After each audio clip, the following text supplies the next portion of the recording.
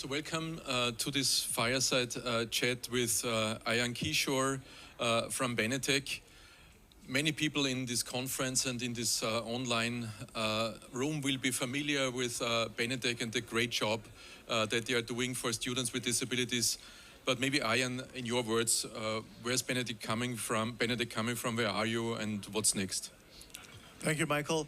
Glad to be here. Benetech's about a quarter century old organization. We're a global nonprofit that's been focused on making learning more inclusive for students with disabilities.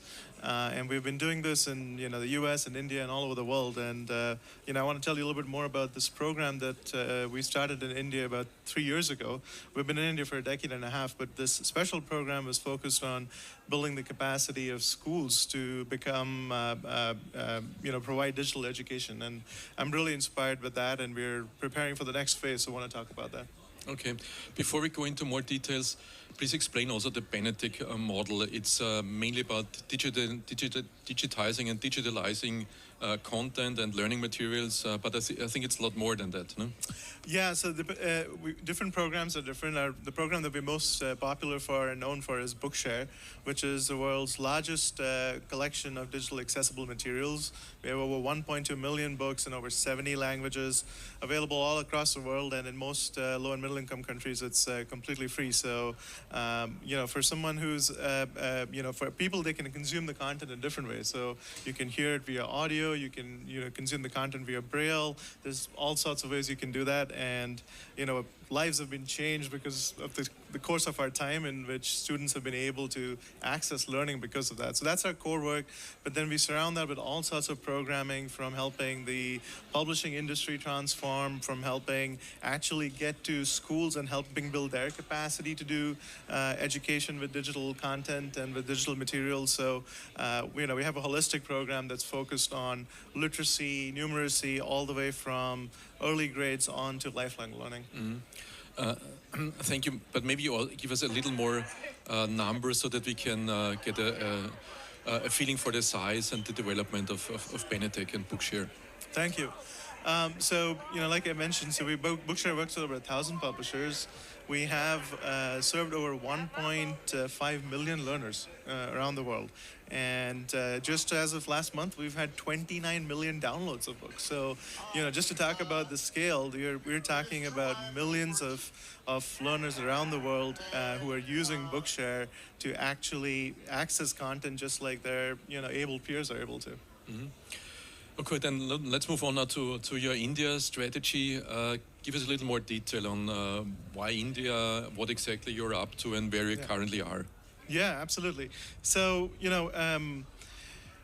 I'll tell you a story maybe. About a year ago, I was visiting schools for the blind in India, and we've been doing the work over there. And in one of the schools, this girl came up to me, and she was blind, and she started quizzing me on math questions. And my daughters do that to me. I'm pretty good at math. I'm a computer engineer and computer scientist, but she was tremendous.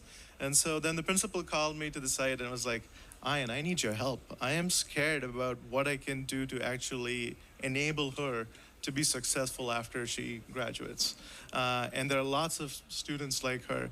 And this School for the Blind is in a large metropolitan area and is doing amazing work. They were trying to build life skills for these students and did a good job of getting them to learn Braille. But the truth is that, they were preparing them with skills such as farming, which is great because for many of them, they go back into their to their rural homes and can have some form of support and sustenance. But for girls like the one I'm talking about who dream to be an engineer, to be a scientist, to be an accountant, there is no path for them because society and the workplace is not prepared to provide the accommodations they need. There's no scribes in the workplace for her or others to go, and as a result, there's a significant unemployment for blind students and blind people all over the world. But so what we wanted to do is to prepare these students by introducing them to digital technology, to computers, and figuring out how they can use those independently so that they are prepared for a career that they can work in independently. So that was the motivation. This program we did in 20 blind schools, and I'll tell you a little bit about them. There were three components of this. I call it the 3 Cs. The first part of this is computers or assistive technology devices, right? It doesn't need to be expensive. An Android phone with a Bluetooth keyboard is all you need for the most part to really, provide the technology that can change the lives. The second thing is accessible content. We spoke about Bookshare. We took all the national curriculum in India, in the state curriculums in most of the states in many languages, and made them accessible and available in Bookshare. So now you can, as a student, go and hear all your textbooks that you'd be learning and other things. And then the third part, which is extremely important and probably the most difficult to do, is capacity building, the third C. This is about mentoring teachers and educators and administrators to not just, have like a computer in a separate classroom that's like a computer class. This is about integrating these devices and these tools into learning across everything they're doing. And I think that's what's been really amazing. We have seen first thing what happened was they started reading with the computers, right? Second thing, they started doing their homework and assignments using computers. And last year we hit a major milestone.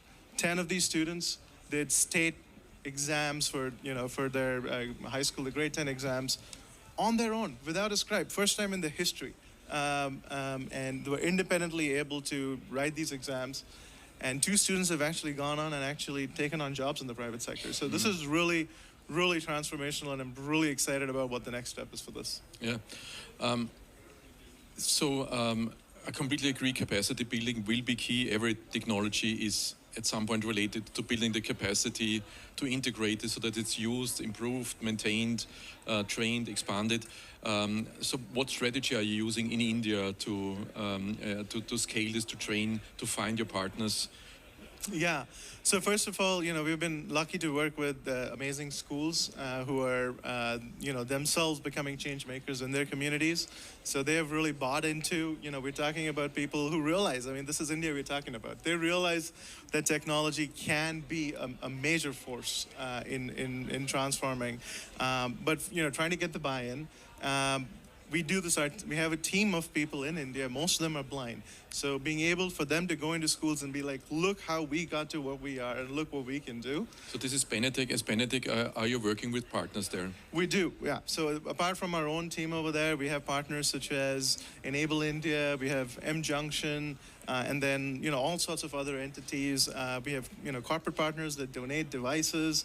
And we need a lot of that as we're talking about scaling. But we work with, we obviously work with all these local organizations who are helping complement the program. And then this is a community that we've built of avant-garde schools that are actually leading the way and helping their states change policies so that students can get an access to inclusive education.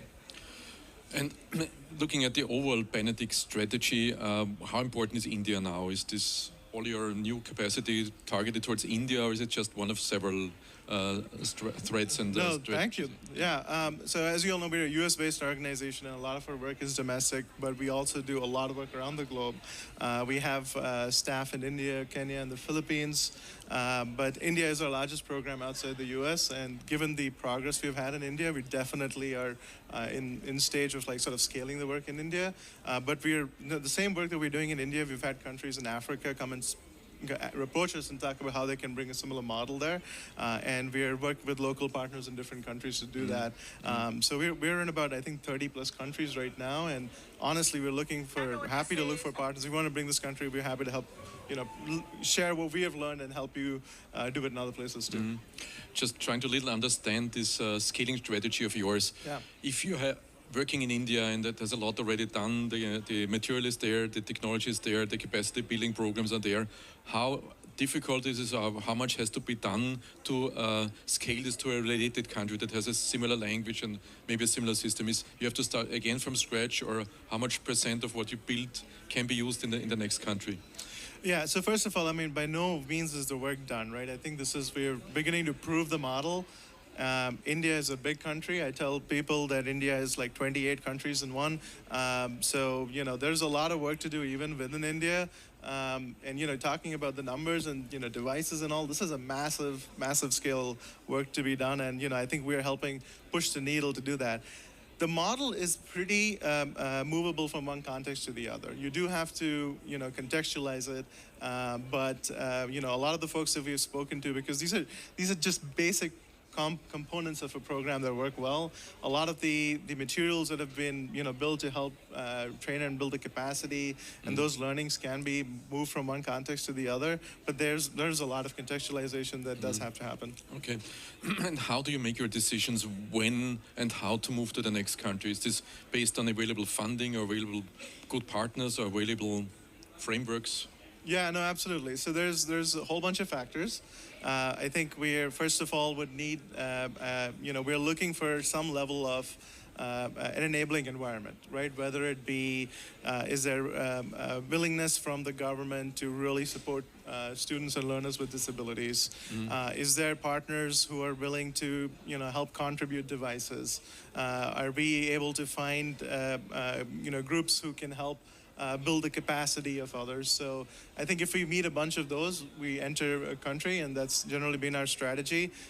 We have prioritized focusing on low and middle income countries, so that is definitely something we want to make sure that our time here is put to the best use possible. So, but no, I think if those are some of the enabling conditions we look for, and obviously any work needs funding. So.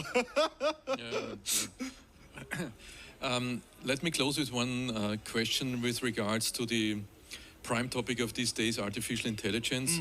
I'm sure you will agree that it will augment your work and support you and make it easier and accessible.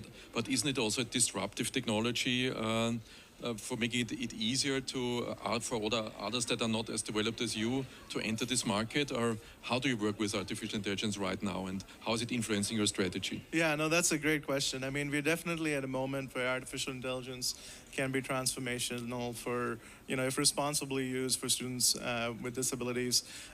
We have been using it for many years, and maybe it's a good way to close out on the story I mentioned of this girl, right? After this girl graduates from this school, she's going to be going, and I'm confident she's going to be going to an inclusive college in India, right? And if she wants to study a STEM subject, the challenge is that the content is highly inaccessible. You open a math book, you open a science book, diagrams and equations, right? And it is very expensive to remediate that content, make them accessible. That's the problem we are solving with AI right now. We built an AI infrastructure that can take any equation and put it into a format that you can actually navigate and with your, by hearing. I think that is transformational on what it can do for STEM learning. And we talk about, the careers, these students, it's STEM careers are the careers of the future. It's, to really have equity, we want to make sure that students with disabilities have the same opportunity. So that's just one example. But, I feel strongly that there's a lot of opportunities with AI that I think is particularly relevant for those with disabilities. Yeah, so let us finish with one remark to what you just said. I completely agree. Also looking at this year's awardees of this year project, there's specifically one on STEM from India, but on sign language. So they tried to standardize also sign language. Just following up your point that this is a transforming period. So it's I think many things are happening in these years now, and it hopefully also includes people with disabilities in everything that's related to inclusive education, but especially also to STEM education. Yeah. Kishore, thank you for having this conversation. Michael. Thank you for being with us here today. Yeah, thank you.